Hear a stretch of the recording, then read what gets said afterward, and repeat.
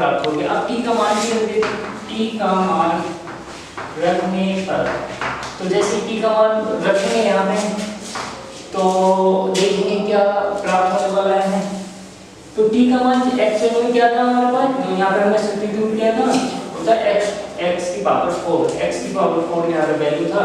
तो देखेंगे this implies sign of integration 1 over x into x to the power 4 minus 1 dx equal हो गया 1/4 log of mod t minus 1, और t की value है x to the power 4 minus 1 over x to the power 4 और plus, और इसे मैंने नाम दे दिया c, जहाँ पर c, यहाँ पे c डैश क्या था हमारे पास, c डैश था कांस्टेंट ऑफ इंटीग्रेशन, और इसी को मैंने नया नाम दे दिया c डैश, जहाँ c इक्वल टू है c डैश बाय 4 एक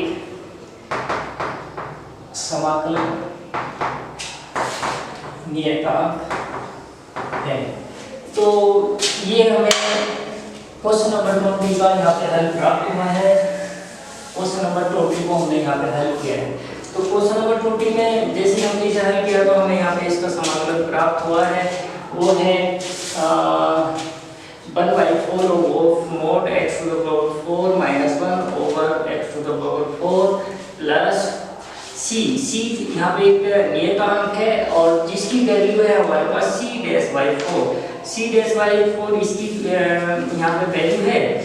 तो इसको हमने नया नाम दे दिया था c, और c भी एक नियतांक ही होगा। जब c डैश 4 c डैश भी एक नियतांक है तो उसका 1/4 भी एक क्या होगा, नियतांक होगा, और वो नियतांक है तो सब हमारे पास ये c डैश भी हमारे पास एक नियतांक होगा। तो यहाँ पर हमने क्वेश्चन नंबर 20 को हल किया है। अब यहाँ पे क्वेश्चन नंबर हम हल करने वाले हैं 21 को, और क्वेश्चन नंबर 21 देखेंगे हमारे पास यहाँ पर क्या है और उसको हम यहाँ पर हल करेंगे। क्वेश्चन नंबर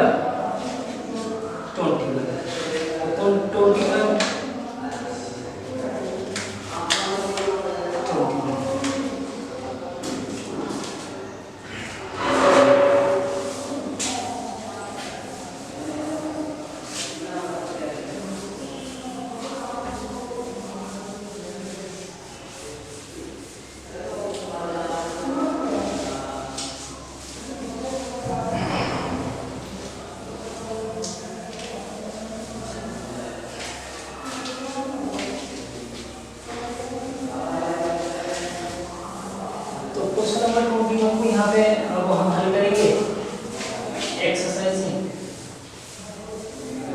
और लेक्चर नंबर यहाँ पर ये 40 है, जिसके अंतर्गत हम एक्सरसाइज 7.5 को हल कर रहे हैं। और 7.5 एक्सरसाइज बेसिकली लोगों ने आंशिक बिंदु के माध्यम से समाकलन ज्ञात करना। तो आंशिक बिंदु के माध्यम से हम यहाँ पे समाकलन को ज्ञात कर रहे हैं, और अब हमारे पास परिमेय फलन दे रखा है क्वेश्चन नंबर 21 में 1/e⁻x - 1। और अब हमें यहाँ पे क्या करना है, यहाँ पे इसका समाकलन प्राप्त करना है था साइन ऑफ इंटीग्रेशन 1/e⁻x ये हो जाएगा e⁻x - 1 dx। ये समाकलन हमें यहाँ पे ज्ञात करना है। तो इस समाकलन को हम यहाँ पे ज्ञात करेंगे।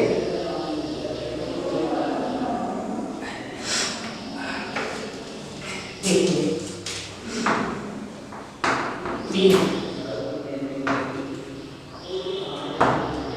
Sign of integration 1/e⁻x - 1 dx equal हो गया। अब मैं यहाँ पे e की पावर x से अंश और हर को गुणा कर देता हूँ। तो sign of integration e⁻x over e⁻x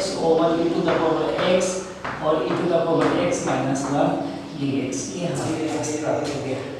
ठीक है ना। अब यहाँ पे क्या कर लेता हूँ, मैं मान लेता हूँ e⁻x को d मान लेता हूँ। This implies e⁻x dx equal to dt। तो जैसे ही यहाँ पे यहाँ सब्स्टिट्यूट करूंगा तो this implies sign of integration e⁻x - 1 dx equal होने वाला है sign of integration 1 over t × t - 1 dt। और जैसा कि अभी इससे पहले प्रश्न में हमने इसी प्रकार के क्वेश्चन प्रॉब्लम को हल किया है और उसी को वहां से बिंदु के माध्यम से भी हल किया है। तो इसे मैं इक्वेशन नंबर यहाँ पे 1 मान लेता हूँ और इक्वेशन नंबर जैसे 1 माना तो देखेंगे हम यहाँ पे तो आगे भी है, आगे बी है, तो देखेंगे क्या प्राप्त हुआ हमें 1/t × t - 1 इक्वल टू, हमें इसका डायरेक्ट आंसर लिख रहा हूँ। इससे पहले हमने यहाँ पे इस टाइप की प्रॉब्लम का आंसर रूप निकाला था और देखा था कि वो क्या आया था हमारे पास, वो आया था -1/t + 1/t - 1। तो देखिए जैसे ये यहाँ पे प्लस का t हो जाएगा और यहाँ पर ये माइनस का t हो जाएगा और ये माइनस माइनस प्लस हो जाएगा, t से t कैंसिल होकर ये सिंपलीफाई यहाँ पे हो जाएगा। अब ये हो गया, देन क्या हो जाएगा sin of integration t × t - 1 dt equal हो जाएगा minus sin of integration 1/t dt plus sin of integration 1/t - 1 dt, ये प्राप्त हो जाएगा। और ये कैसे प्राप्त हुआ, इस समीकरण का हमने t के सापेक्ष समाकलन किया है, इस समीकरण का t के सापेक्ष यहाँ पे हमने समाकलन किया है। और जैसे समाकलन किया है तो आगे देखेंगे हमें this implies sin of integration 1/t × t - 1 dt equal हो गया हमारे पास माइनस का log of mod t plus log of mod t - 1 और यहाँ पे कांस्टेंट ऑफ इंटीग्रेशन जोड़ देते हैं, c जोड़ देते हैं सिंपली, यहाँ पे तो कोई पार्टिकल है नहीं तो यहाँ पे मैं c ही जोड़ देता हूँ, जहाँ c एक समाकलन नियतांक है। यहाँ पर हमारे पास c है कांस्टेंट ऑफ इंटीग्रेशन, तो कांस्टेंट ऑफ इंटीग्रेशन है तो वो हमने वहां पे लिख दिया। अब t का मान जैसे हम ये सब वैल्यू हम कहां पर रखने वाले हैं, समीकरण 1 में रखने वाले हैं। तो समीकरण 1 से फ्रॉम इक्वेशन 1 वी गेट, यहाँ पे देखेंगे 1 से देखेंगे तो हमें क्या मिलने वाला है sin of integration 1/e⁻x - 1 dx equal हो गया हमारे पास, इसका समाकलन हमें क्या प्राप्त हुआ, ये तो ये प्राप्त हुआ तो ये रख देंगे हम यहाँ पे, तो ये है हमारे पास log of mod t plus log of mod t - 1 plus c। अब यहाँ पे हम t का मान वापस करते हैं, तो t का मान रखने पर जैसे t का मान रखेंगे तो this implies sin of integration 1/e⁻x - 1 dx equal ये हो जाएगा माइनस log ऑफ mod और यहाँ पे e का पावर x है plus log of mod e का पावर x - 1 और प्लस c और सिंपलीफाई कर लेते हैं। sin of integration 1/e⁻x - 1 dx equal हो गया, ये हो गया log of mod e⁻x - 1/e⁻x plus c।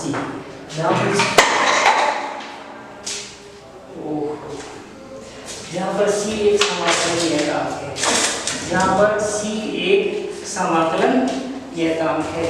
तो जैसा कि हमने यहाँ पर क्वेश्चन नंबर 21 को यहाँ पर हल किया है तो हमारे पास इसका समाकलन दिया गया और sin of integration 1/e⁻x - 1 dx equal हो गया log of bracket e⁻x - 1/e⁻x plus c, जहाँ पहले भी लिख दिया था हमने c एक समाकलन नियतांक है, तो यहाँ पे लिख देते जहाँ c एक समाकलन नियतांक है। तो जहाँ पर एक c क्या होता है, कांस्टेंट ऑफ इंटीग्रेशन होता है। तो यहाँ पर हमने एक्सरसाइज के क्वेश्चन नंबर 21 को यहाँ पर हल किया है 21 को। अब हम एक्सरसाइज के क्वेश्चन नंबर 22 की तरफ यहाँ पे बढ़ते हैं और देखेंगे क्वेश्चन नंबर 22 यहाँ पर क्या है हमारे पास।